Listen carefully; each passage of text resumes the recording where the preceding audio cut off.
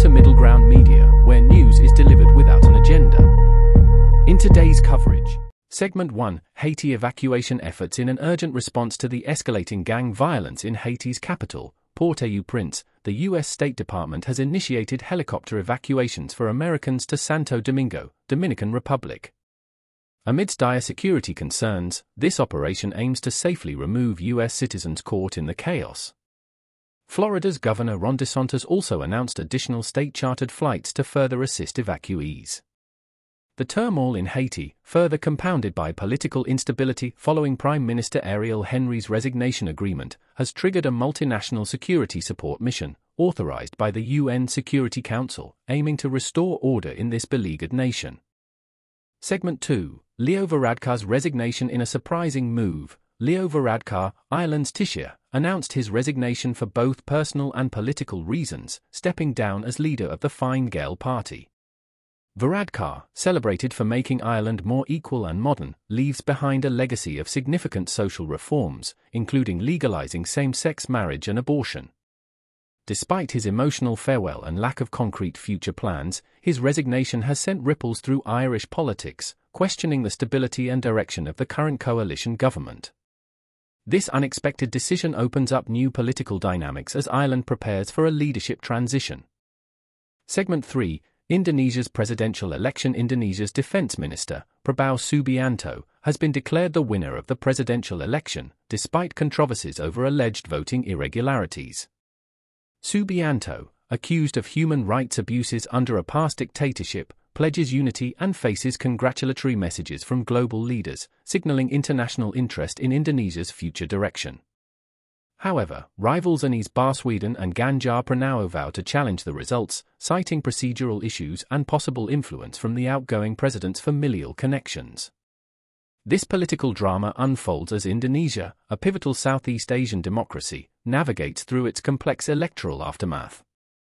Segment 4, Hong Kong's new security law. Hong Kong lawmakers have unanimously passed Article 23, a national security law that critics argue will further erode the region's civil liberties. Despite international condemnation, including from the United States, the Chinese government staunchly defends the legislation, asserting it is crucial for stability. This law imposes severe penalties for treason, insurrection, and other acts deemed threats to national security. The rapid approval process and its implications have sparked fears among journalists and activists, concerned about the increasing crackdown on dissent in Hong Kong since the 2019 protests. Segment 5, Bolsonaro's COVID-19 scandal. Former Brazilian President Jair Bolsonaro faces his first indictment since leaving office, accused of falsifying COVID-19 vaccination records. This charge, stemming from alleged attempts to manipulate public health data for travel to the U.S., highlights Bolsonaro's controversial stance on pandemic measures. As further investigations loom over Bolsonaro, including his administration's handling of the pandemic and his potential involvement in the January 8 uprising, Brazil grapples with the legal and political ramifications of these developments. This scandal underscores the broader issues of misinformation and public trust in health policies. Segment 6, U.S. Happiness Index decline. For the first time, the United States has fallen out of the top 20 happiest countries, driven by a notable disparity in well-being among different age groups. Young Americans under 30 express significantly lower levels of happiness compared to their older counterparts, reflecting broader societal and economic challenges. Experts attribute this decline to factors like political polarization, social media overuse, and economic inequality. This shift in the U.S. happiness ranking prompts a deeper examination of the policies and cultural dynamics impacting youth well-being.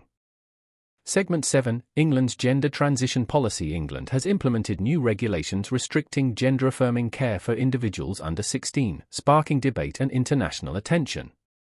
This policy, limiting access to puberty blockers, is part of a broader discussion on transgender healthcare rights and the appropriate age for medical interventions. As U.S. states consider similar legislation, the global conversation on transgender youth and healthcare continues to evolve, highlighting the tension between medical recommendations and political decisions.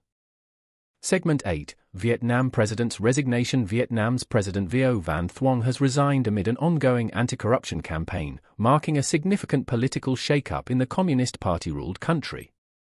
This resignation, attributed to violations of party rules, raises questions about the campaign's impact on foreign investors' confidence and the country's political stability.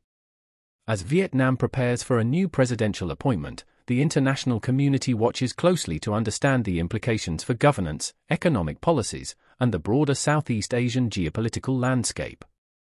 Segment 9. Afghanistan's education ban on girls. As the new school year begins in Afghanistan, over 1 million girls remain barred from education beyond the 6th grade, a Taliban-imposed restriction that isolates the country on the global stage.